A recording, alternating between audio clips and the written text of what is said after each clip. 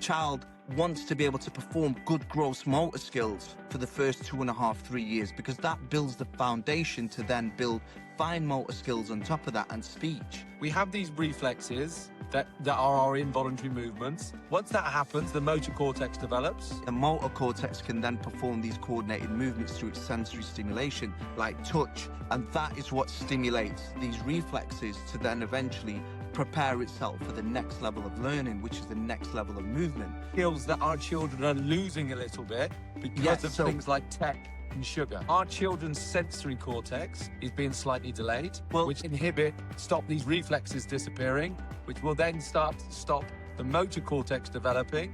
So then we'll have coordination issues and digestive issues. We are more connected to our phones.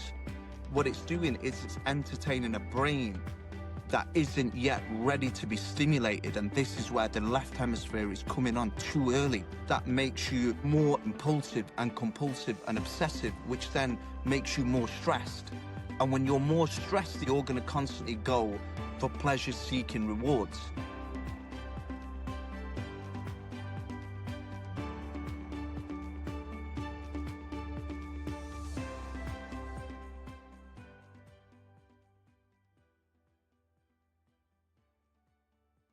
It's all about explaining how the brain works so that we can get better outcomes individually, because the brains are not building as they should. Human brains are not building as they should. Our environments are interacting in a way that means we have to intervene. And I think we need to talk a little bit about the anatomy of the brain, the biology of the brain.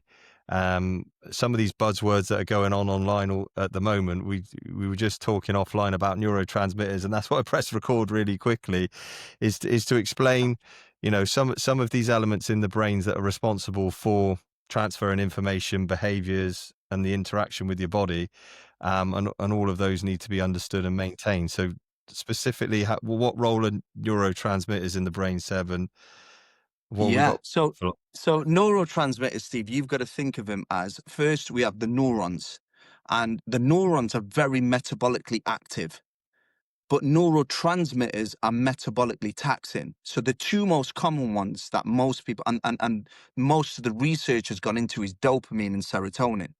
So dopamine is an excitatory neurotransmitter, meaning that when you constantly reward yourself, consistently going after pleasure after pleasure after pleasure, that is what leads to then addiction, because every time you keep exciting that neurotransmitter, it has to then hook onto the receptors of that neurotransmitter. So the ligands, which we call the dopamine cells, they hook onto the receptors of dopamine. There's these enzymatic functions that go on. Now, what happens then is, in order for dopamine to downregulate, Steve, the neurotransmitters, the more they indulge, the more they excite. So the way it tries to do it, it has almost like this thermostat level. It has to shut down, because if it doesn't, the ligands, the cells, the neurotransmitters start dying. But because it's their cells, they're living organisms, they don't want to die. So the way they try and protect themselves is they shut off the receptors. So now there becomes fewer receptors. So you're still indulging in the activity that's bringing you this pleasure. For example, say drugs or alcohol or shopping, or now social media, let's say. And you're indulging, what's happening is the receptors of them dopamine, they have nothing to bind to, because they've lowered, because you're indulging too much, because the cells don't want to die. But their job, the neurotransmitter's job, to go back to sort of just explaining the dopamine and its function within the body. What is the function of dopamine throughout our human history? We need to have a healthy relationship with dopamine. We need to have an understanding of dopamine.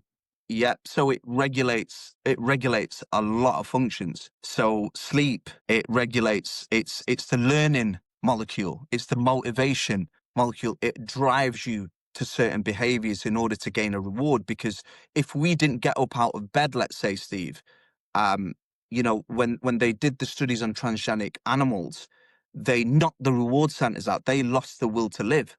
So we know reward is important, but reward and stress that's where it becomes dangerous, because it downregulates neurotransmitters. But in order to make ourselves feel good, we need to then indulge in this pleasure. or we need to seek pleasure. We need to seek the reward because we're highly stressed. And when you do that, this is where people will try and choose the option of then trying to make themselves feel better, which is the short-term game. And that's what dopamine is. Serotonin is the long-term game. And there's a difference between the two neurotransmitters because dopamine is an excitatory neurotransmitter. So it keeps exciting itself and then it excites and then it hooks onto the receptors, but it can't keep exciting itself. Otherwise, we call that addiction, Steve. So before we reach addiction, we have to build a level of tolerance. So now we get more and more, but we get less and less. So does that make sense? It's a neurotransmitter that works in all areas of the brain, in every single area of the brain, or no. So what happens is you get what's called the ventral tegmentum area. And that's where dopamine is stimulated. Once it's stimulated from the ventral tegmentum area, it then goes into what's called the ventral striatum, which most people, you might have heard of the word nucleus accumbens. And then that resides in the ventral striatum.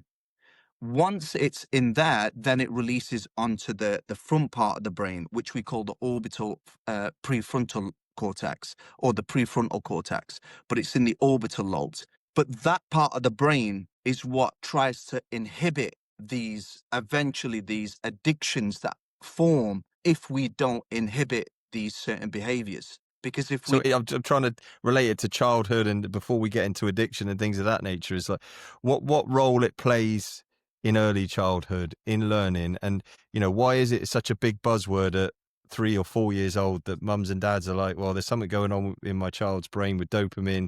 That's why they struggle with behaviour. Like, what's happening at such a young age with these neurotransmitters with brain development, which is effectively causing well now, Steve, what you've got foods now as well with like these sweeteners, they can elevate dopamine levels, which basically means when it's elevating dopamine levels consistently, but also we're switching on the left hemisphere far too early with screens.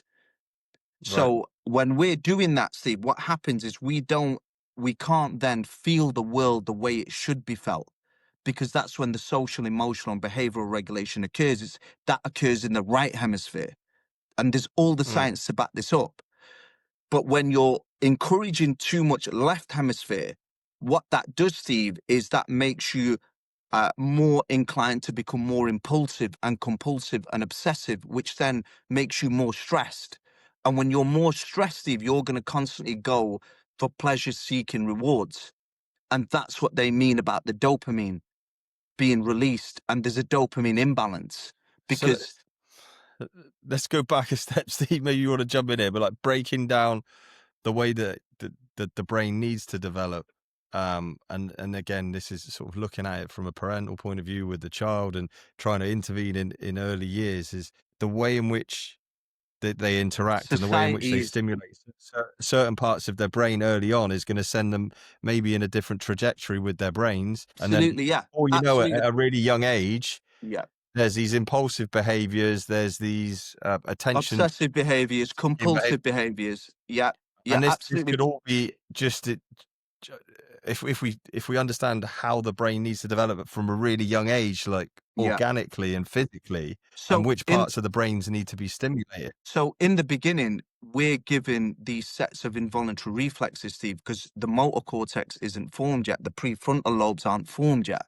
So that child has no independence whatsoever. It is dependent on their caregiver. But let's talk about motor cortex and prefrontal lobe. Why is it important for you're saying the motor cortex? What is that? Well, the motor cortex needs a stimulation. So, but remember the child's brain. But what is it? The motor cortex? What's it? That's what controls all your movements, your voice commands, your So tongue we don't movement. have a motor cortex. So we 2 don't years have old or 1 year. No, we don't have a fully mature motor cortex at all. So the only way you can develop that motor cortex is what we call the design had given us with these primitive reflexes, because they're involuntary movements. And that is what's allowing this child to build their motor cortex, because the child doesn't have the ability to walk at this stage or to crawl at this stage or to roll at this stage. It has these reflexive movements. And that is what it's given in order to develop the motor cortex. So it can't perform these coordinated movements in the beginning. And that's why these And is primitive... dopamine present before this motor cortex develops? Well, all So the we've got... cells, you see, all the cells, Steve, are present, but the neurotransmitters will respond, the chemicals will respond according to the environment. So if you gave a newborn sugar, which you shouldn't because they're not mature enough, it's not going to stimulate them because they need the fats first. They need the good phytonutrients and the antioxidants in order to develop the brain. Because if it doesn't get that and you give the child sugar, it's not fully formed the brain, so it can really impact with brain function because it impacts the immune system because it sees it as a threat. So there is ways of stimulating it, but it can be very dangerous if you do it as if you're treating an adult, because the brain and the immune system and the digestive system isn't fully mature. They haven't got teeth yet. So this adaptive response, I don't ever judge the body for doing anything wrong, regardless of whether we see negative behavior. It's the brain's way of adapting to stimuluses. So I see the brain. I think, mate, I think it's quite important for us to chat about, okay, so we have these reflexes that are our involuntary movements. Then once that happens, the motor cortex develops. Is that right? Then it goes on to the sensory cortex and things like that. No, the sensory cortex, Steve, it needs stimulation to build the motor cortex. So sensory without first, then motor, stimulation, but without stimulation through your senses and without the primitive reflex involuntary responding to the stimulus, the motor cortex can't develop. So that's why it's important brilliant. we get the sensory stimulation in order to project onto the motor cortex, because then the motor cortex can then perform these coordinated movements through its sensory stimulation, like touch, in order to feel the ground. And that is what stimulates these reflexes to then eventually prepare itself for the next level of learning, which is the next level of movement. And as we do that, we start to strengthen up the organ function, the muscles of the intestine to be able to digest our foods later on. And that's why we perform these movements, but it has to be stimulated through the sensory cortex. When mother's playing, father's playing, interacting, there's that sensory stimulation first, that hugging, that non-verbal cues, that kissing. That is what stimulates the primitive reflexes, which then project onto the motor cortex. So that's really important, where I see where the last 10 years, 20 years, whatever, since us as parents have started to go on our phones a little bit more and TVs are more active enough, are we now not giving our children quite as much sensory information as we used to? Because parents are now, and we're all guilty of this, I'm sure of it, and I certainly am, I know most people are, we will be on our phone a little bit more so because we're working or whatever we're doing. So our children are getting slightly less sensory information because us as parents, we're not quite as present as we used to be because of the world that we're in now, and we're working and everyone's got work on their phone and things like that. So our children's sensory cortex is being slightly delayed, which then might stop these reflexes disappearing, which will then stop the motor cortex developing. So then we'll have coordination issues and then digestive issues, simply because we need, as a human race, to become more present again with our newborns. I'm not saying we're not. Everyone loves their newborns, of course, but a slight drop in that Steve, percentage on a amount of time. I think it's important. I think connection is really important from day dot. But what's happening is we're disconnected as well because we're much more entertained than what we used to. But not just that though, Steve, is whenever we stimulate them reflexes, that's when the brain has the ability to adapt. If you do not stimulate that sensory system or them reflexes to start acting out, the brain won't access the motor cortex in the way it should access it. And this is where, now I think there is that as well, Steve. There's that disconnection from caregiver, parent, and child. I think we are more connected to our phones than what we've been. But not only that, what it's doing is it's entertaining us, and it's entertaining a brain that isn't yet ready to be stimulated. And this is where the left hemisphere is coming on too early, and the right hemisphere. So our children are being stimulated by tech. Exactly right. So, but that's where the obsessiveness lies, and these engineers know that. So they have to target that part of the brain because that's where the release of addiction lies. That's where This dopamine is. left hemisphere, this left the left hemisphere and the right hemisphere are obviously present. You know, the brain is fully formed. It's just trying to explain that the No, brain's it's not fully formed, Steve. 25% formed, but No, in terms of the 25. regions of the 25% of its weight is formed, but the okay. brain is completely immature. It's got all the cells, but it has to remain at 25%. Steve, So what of its regions weight, from a of its newborn size, of its yeah, size. from a newborn, yeah. What regions are present of the brain So we've got the for a brainstem. newborn? Yeah, so we've got the brainstem, Steve. Predominantly, they're your autonomic nervous system. So the cerebellum's there.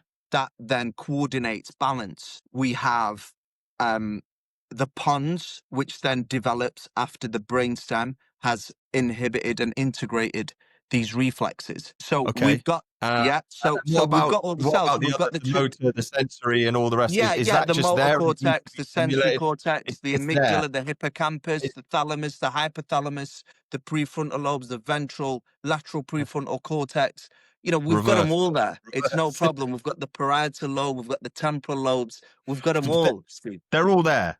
They're all there, but They're they're all not. there, ready to grow, But ready to build. There's a platform there. absolutely right. That's why it has to inhibit the sensory stimulus. That's why we're in water in the beginning. We're in fluid in the beginning. So the reason why is because it prevents stimulating the senses, because the senses is what then comes out to the world. And now it's taking in all this sensory information. Because in the beginning, it's as if you're underwater, but it has to remain that because it can't fully connect. Because if it connected, it then grows these other regions like the prefrontal cortex, the motor And cortex. we don't want them growing too early because our children will then get stuck during the birthing process. Absolutely right. But before that, though, Steve, the key thing is the social emotional brain is developing first. So that's why a child wants to be able to perform good gross motor skills, you know, for the first 2.5, 3 years, because that builds the foundation to then build fine motor skills on top of that and speech. So that comes after. A child will never know how to have the finger and thumb opposition sort of connection. It won't be able to do it. It has to clasp its whole hand. It can't fold. It's like a puppet. It puts its head down. It folds like a puppet. That is because it's to help it birth itself through the tonic labyrinthine reflex so it can extend out to help with the birthing process in the final stages. That's why it's important. So it doesn't have separations or fine motor skills. That's why the gross motor skills are so important. The non-verbal facial expressions, the connections, the interactions, the attachment, to feel pain when it falls over is only allows me to understand and have empathy for someone else in pain who falls over. If I don't feel pain, I won't be able to read pain on anyone else. And that's what we see with the ones on the spectrum. Autism, ADHD, they can't feel pain on themselves when some of them. But how are they going to read pain on anyone else? How can they empathize with anyone else if they can't feel it? And you talk about all those social skills and non-verbal communication. Well, that's right hemispheric skills, isn't it? And that's the skills that our children are losing a little bit because of things like tech and sugar. So what's happening, Steve, is right hemisphere is the non-verbal cues. So it's the motor cortex that's more mature, the gross motor skills to be able to speak, but they can't. They're trying to make sense of it, which then comes on with the left hemisphere to now be able to make out the individual words. But they've already made meaning of what life should be like. Their spatial awareness is better with the ones who can coordinate better, can stabilize better, can perform these movements in these specific milestones that they're meant to be performed in.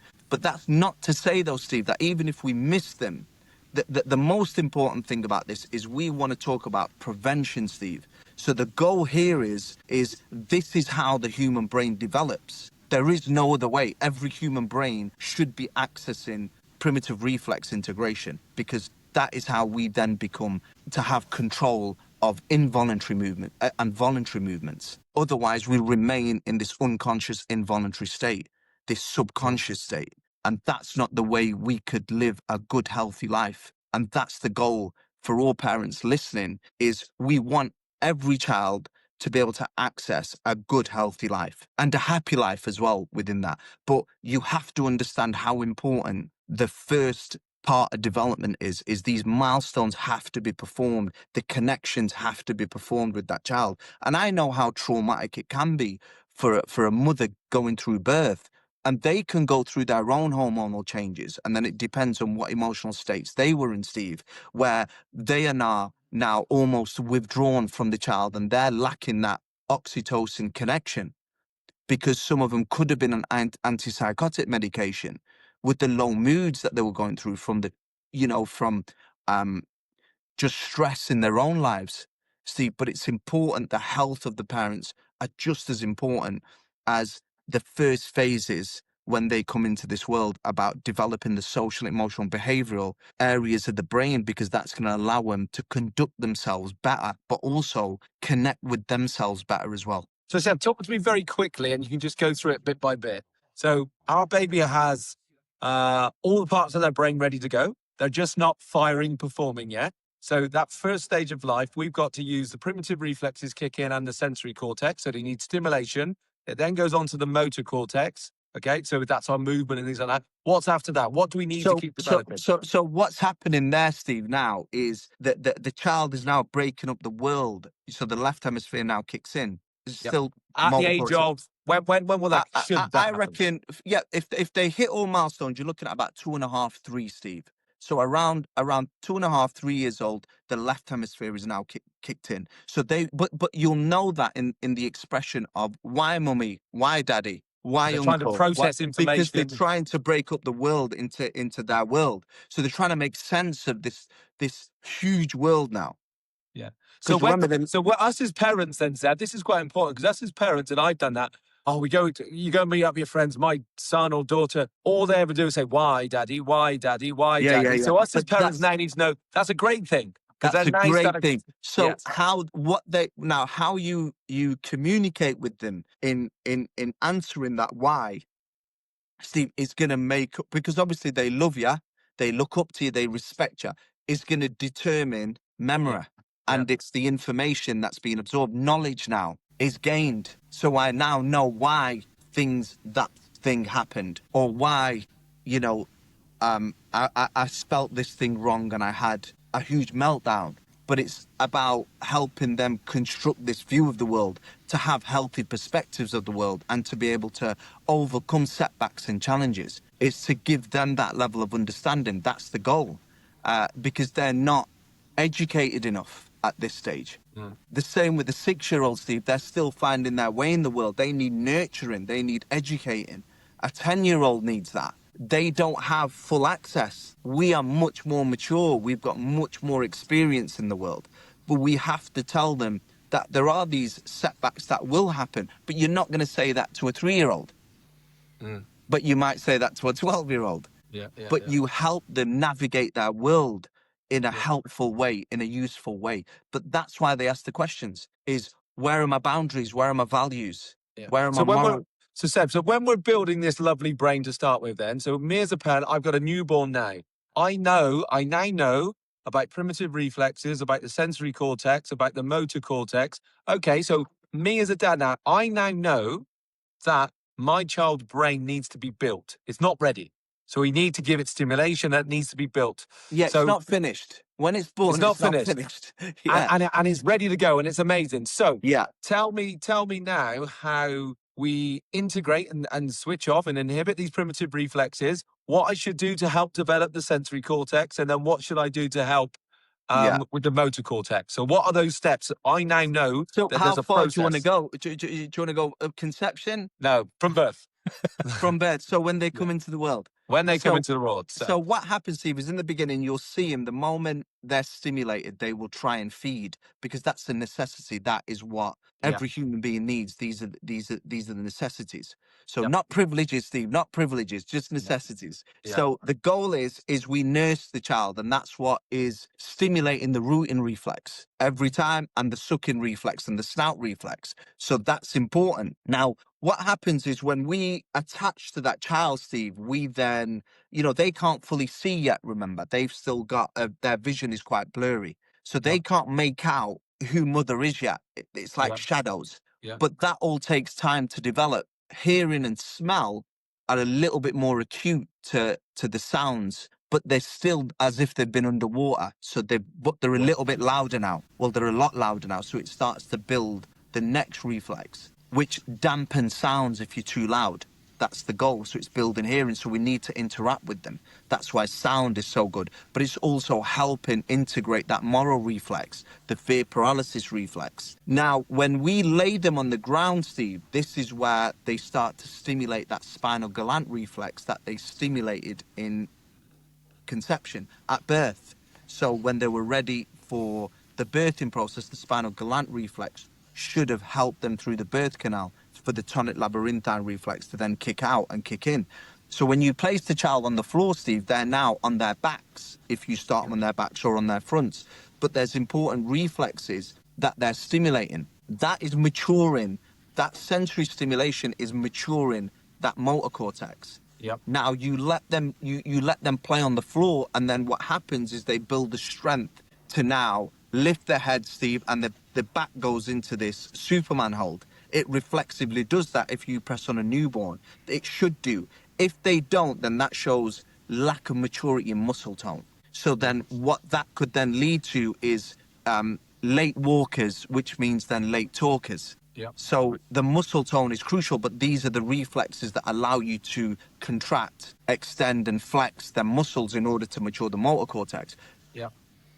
Then the child will lead with, say, the ATNR reflex, and they bend the head, and it starts to roll over, Steve. They don't have the ability to push up yet. So they roll over, and that's building also the head righting reflexes. So we have these semicircular canals in the ears which control head righting reflexes. So when your head moves, it'll prevent you from falling down to the right if you move it to the right, and then it realigns the body again. So that's your head righting reflexes. But them semicircular canals have something called the otolith organs. So you have the utricle and the sacula. Now they're responsible for developing the vestibular system. And the semicircular canals, what they do, Steve, is they help you rotate your head to the right, to the left, ear to shoulder, and then forward and back. And that is when it tries to orient itself in knowing where it is in space. So that's its map of the body to eventually, when you raise up. So as it starts to integrate these reflexes, the ATNR, it helps it roll over.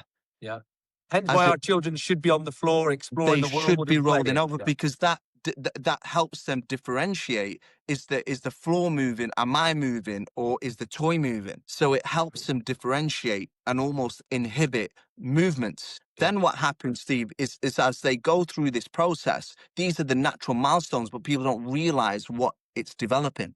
And these otolith organs, these saccular and utricle, they're responsible for the vestibular formation, which is balance and posture. So when you see a child who's consistently just on their back and they don't have enough time on their front, then what happens, Steve, is that child hasn't developed good extensive development, which means they're more likely to suffer with forward flex postures because all they've done is when you put a child on their back, they crunch forward. So they build the muscles of the abdominals, but not the back or the sides. So that creates this imbalance, this asymmetry between the two sides, forward and back, side to side. So this is where the flexors and extensors balance is so important to develop great posture in a child. Now what happens, Steve, is that child is now developing the rolling, but now are they only rolling to the left or are they rolling to both sides? Because it's crucial. We've got a right and left because that's going to determine which brain regions are also being stimulated. Also, it's the motor cortex. So are we exposing it to all right hemisphere, or are we exposing certain movements for it to be able to develop the details later on when we get it to move to the right? Because that will be the movements in the left hemisphere, which is the fine motor skills later on. But these gross motor skills have to be performed to both sides. That's really important. So it's amazing that, and I guarantee not many parents out there, and certainly when my children were babies, I didn't know that they had to roll both ways. Well, How many Steve, parents are told they need to be rolling both ways as children?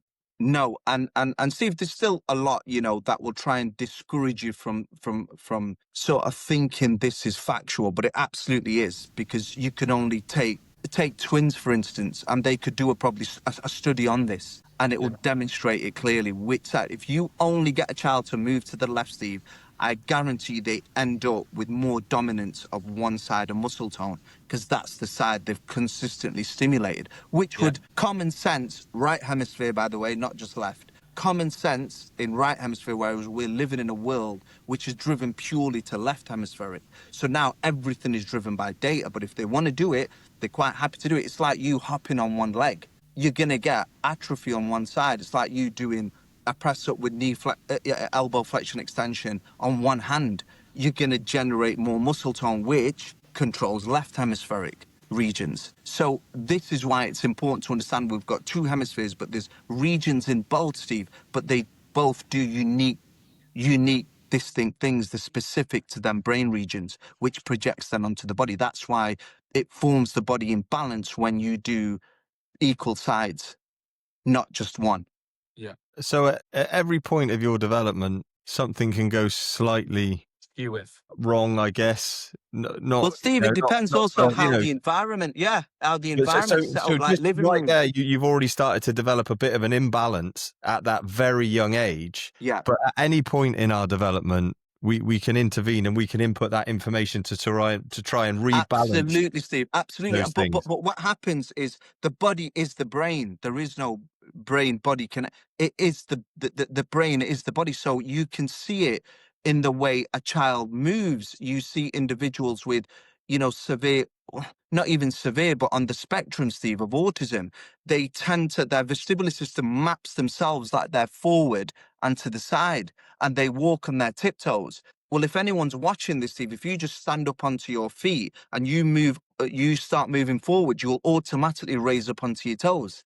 But that's where they're mapping where their system is. But a lot of that would be the development from how they rolled, Steve, to how they sat and they crossed.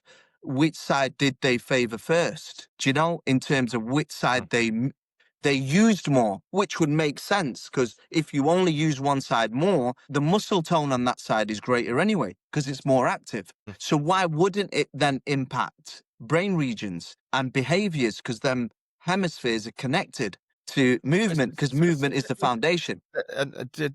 We're in the detail now, so we might as well stay in the detail. But specifically, how those imbalances at a young age and the not rolling one way or another, or the missing milestones. And we're talking about this sequence of the sensory system and the motor system, and then what comes next.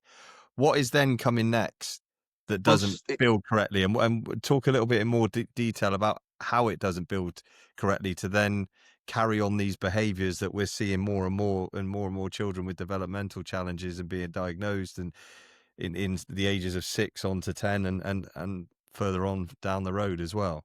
Well, I'm a massive, the motor. I'm a massive believer, Steve, that it don't matter how the child.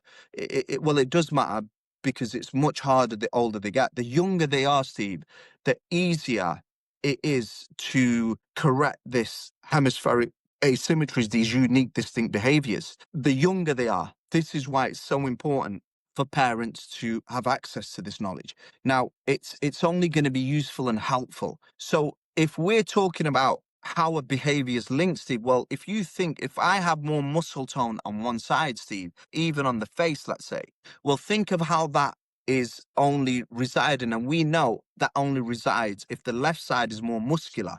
That's the right hemisphere that's more dominant in gross motor skills and strength. But also, what is the right hemisphere responsible for? And you say the nonverbal cues, the social interactions. This is what you get with individuals with dyslexia. A lot of them are they can communicate very well. They're very social, but academically, the fine details they struggle with because they lack in left hemisphere. Now, some of them might have missed the crawling phase. And that's what I'm finding just with my own research, that a large proportion of them who miss the crawling phase tend to have more skin breakouts, more digestive issues, and they struggle academically, and they get diagnosed with dyslexia, because the crawling phase is what also builds eyesight, it builds the coordination between right and left. It builds the arches of the feet as they develop onto their big toe. So the arches, we're all born with flat feet. So the arches only develop is when that toe becomes active. But now we're putting shoes on at 1 year old, Steve, where children are disconnected from the floor. They're sensory, but the arches don't build until they're 3. Remember, fine details. So that's what then kicks in. So all this is hugely important for postural development, but also for behavior, because how does a child behave if it feels weak? How does an adult behave when it feels weak? You can see it in posture. But if my posture on my head is slightly forward because all I've done is not develop the muscle tone imbalance, Steve, there's going to be a flexor and extensor imbalance. But how does that affect and suppress the chemicals? Well, if I'm like this, you don't have to be psychic. But if, how would you describe someone with the head forward, looking down, weak muscle tone, forward shoulders?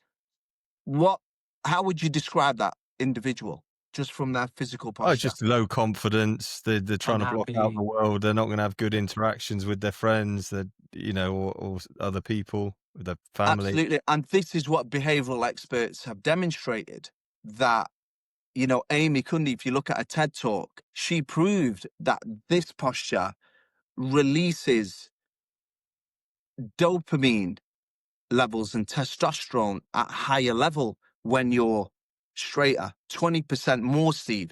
And that's within 2 minutes.